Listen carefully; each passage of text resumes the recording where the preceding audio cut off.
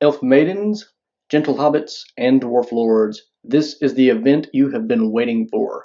The matchup of the age. In one corner, we have Gandalf the White, who is straight out of his victory over the Balrog, and in the other corner, we have the Witch King, the Lord of Morgul. And it's a big matchup. It's going to be interesting, and the Witch King walks out. We don't have a fight.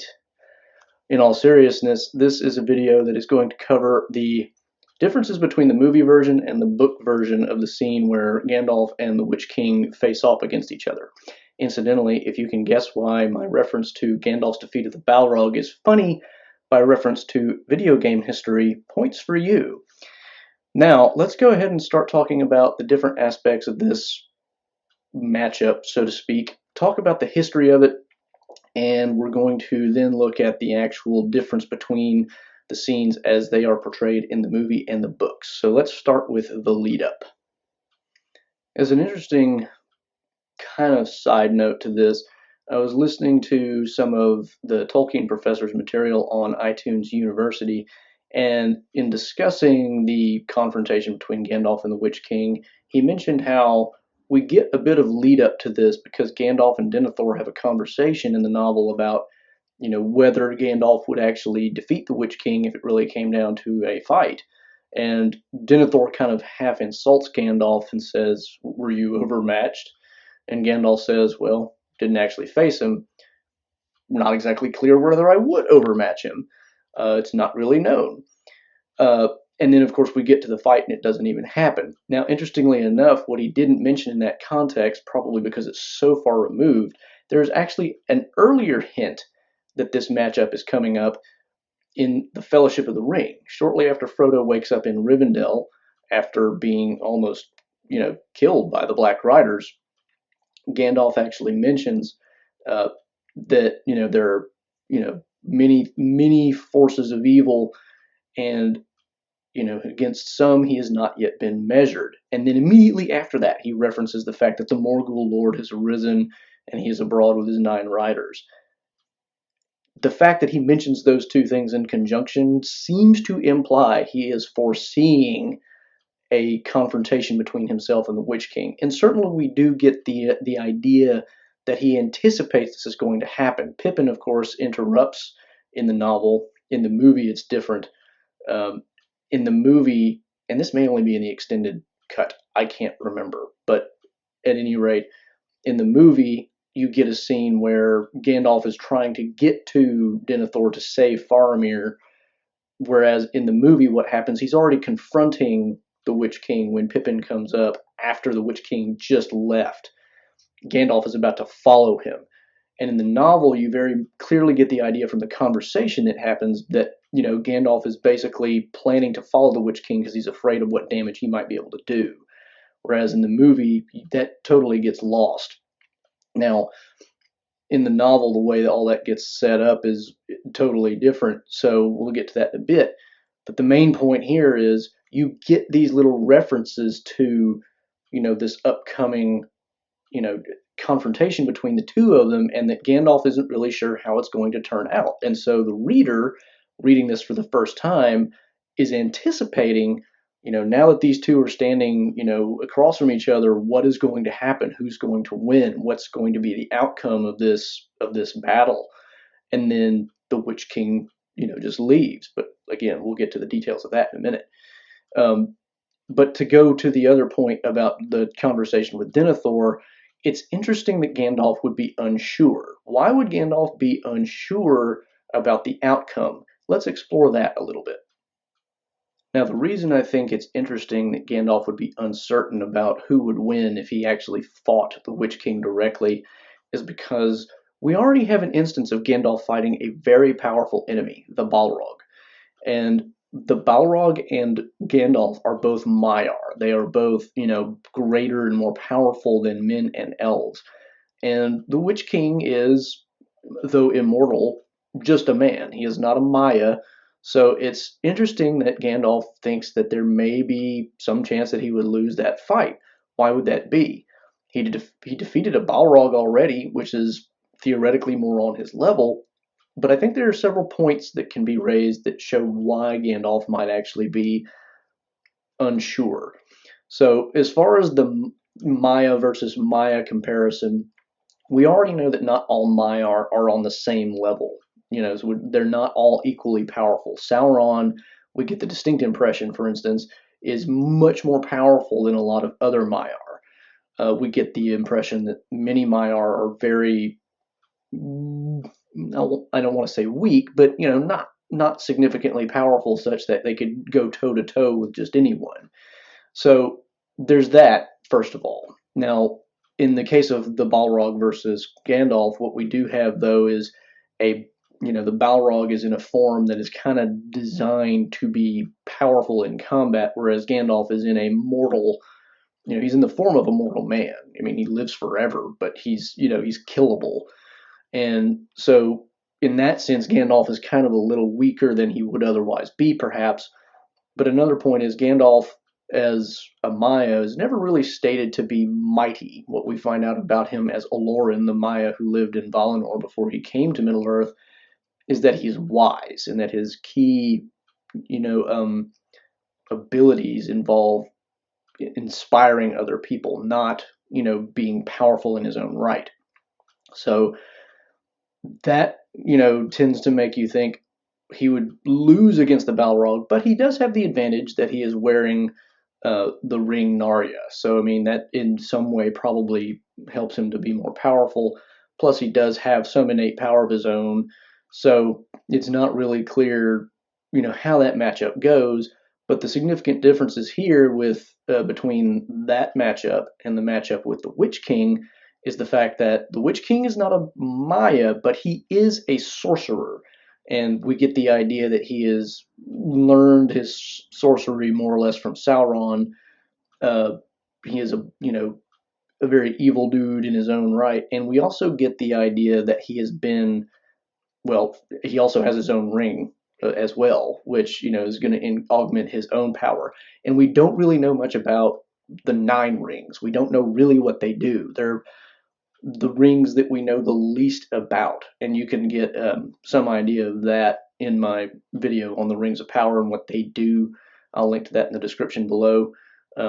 But we don't really know what the nine rings do, so it could be that those are much more significant in terms of boosting power, in terms of battle or magic or something that would aid him in defeating Gandalf. We don't really know. Another key point, though, is one of the things that we see in the Lord of the Rings is over the course of the story, the Lord of the Nazgul is getting more powerful. The Witch King grows in power, and especially we get the idea that it peaks out pretty much at the Battle of the Pelennor Fields. We get the impression that Sauron has kind of put forth his own power in order to make the Witch King really powerful at this moment. He is putting forth, he's using the smoke from Mount Doom to create basically an endless night for the purpose of the assault. Sauron is expending all of his energy trying to make this attack on Gondor work, and presumably some of that is going into empowering the Witch King himself. So there's a lot more going on than just a guy who happens to be a sorcerer and with a ring of power of his own against Gandalf. It's a little more complicated than that. And so that, I think, is why Gandalf could legitimately be uncertain. There's a lot of factors going into this that aren't really calculable. So that, I think, explains why Gandalf, even after defeating the Balrog and being kind of upgraded, as it were, into Gandalf the White, would be unsure as to whether he would defeat the Witch King. So now that we've kind of set that up, now let's actually take a look at the difference between the movie and the novel. Now in the movie, what happens is Gandalf is fighting along with the men of Gondor. Pippin comes up and tells him Faramir's about to be burned alive. Gandalf then, starts riding up the city. And again, I can't remember if this interlude with the Witch King is only in the extended cut, but basically what happens is he's riding up, and then the Witch King swoops down, Gandalf stops, and then they have a little confrontation. The impression you get is that Gandalf is legitimately just terrified, almost out of his mind. he holds up his staff almost as if warding off the Witch King, trying to magically block him. I don't know, but he says, "Go back to the abyss that awaits you and your master." But his tone is almost desperate, not really commanding at all. And then the Witch King, says, "Do you not know death when you see it?" He raises his sword, and then he magically shatters Gandalf's staff. Shadowfax rears up, knocks Gandalf and Pippin off, and then the Witch King is basically about to have his flying beast eat Gandalf's face when the horns of Rohan start sounding, and then he flies off. It leaves Gandalf looking kind of bad. So that's the movie version. The novel is a lot more interesting, in my opinion. Like I said earlier in the novel, Pippin doesn't come up to Gandalf to tell him about Faramir until after all of this is over. He actually arrives at the confrontation, but because the Witch King is there, he's too terrified really to move and say anything until the Witch King leaves. And then after that, he talks to Gandalf. What happens is when the huge battering ram Grond breaks open the gates of Gondor, Gandalf is waiting there, and then the Witch King rides in, and they confront each other. And here I'm going to actually just read from the book because it's a lot more than I can remember to quote offhand, but it's very much worth reading. So I'm going to read it. In rode the Lord of the Nazgul. A great black shape against the fires beyond he loomed up, grown to a vast menace of despair. In rode the Lord of the Nazgul, under the archway that no enemy had ever yet had passed, and all fled before his face. All save one. There waiting, silent and still in the space before the gate, sat Gandalf upon Shadowfax. Shadowfax, who alone among the free horses of the earth endured the terror, unmoving, steadfast as a graven image in Roth Dinan. "You cannot enter here," said Gandalf, and the huge shadow halted. "Go back to the abyss prepared for you. Go back. Fall into the nothingness that awaits you and your master. Go."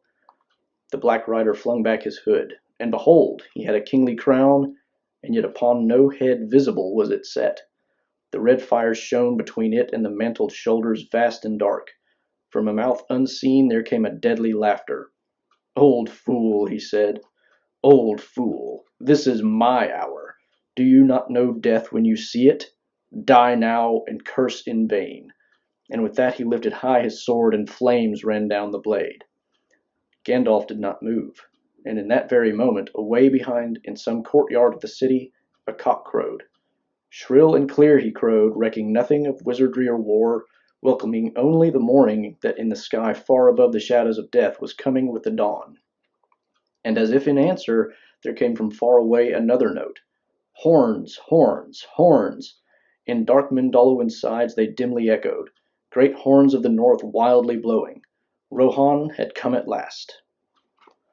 Now here you get a very different impression of what's going on. They're facing off against each other, and the outcome really is uncertain. Gandalf is not wavering. He doesn't seem to be cowering in fear. It's not 100% clear exactly what he's doing because the narrator doesn't give us any clear indication of his tone or anything, but there's certainly no hint that he is terrified or thinks he's going to get utterly destroyed. And it's interesting because the way the whole scene is set up, you can see in the movie the way that they mirrored several elements. They took several lines of the dialogue. In the movie, the flames do run down the Witch King's sword, but that the overall feel of the scene is completely different because here he doesn't just swoop in while Gandalf is riding. Gandalf is waiting for him. He is anticipating that the Witch King is going to walk in the gates, or ride in the gates, I should say. And so you get the idea that Gandalf is very much in the position of, I am going to face the Witch King. Because as I said earlier, we've been getting hints that that exactly is what is going to happen. We don't actually get that. Now, of course, at that moment where I just stopped reading, it then cuts to Merry and the Riders of Rohan in the next chapter, and we don't actually come back to Pippin telling Gandalf about Faramir until much later. And at that point, Gandalf basically says, you know, I have to go follow this guy or he's going to do something really bad. Pippin says, but Faramir's going to be burned alive. And he's like, burned alive? What's going on? Tell me quick. And so he tells him and he says, okay, fine, I'll come help, but something bad is going to happen. And he ends up attributing this basically to Sauron doing his thing, basically making internally, you know, the free peoples, you know, do things that serve Sauron's purposes in the end. And of course, what ends up happening as a result of this is that the Witch King goes off and kills Theoden. That is the thing that Gandalf, you know, he wasn't specifically fearing that, but he did, you know, when he later finds out about it, he's like, well, that's kind of what I expected.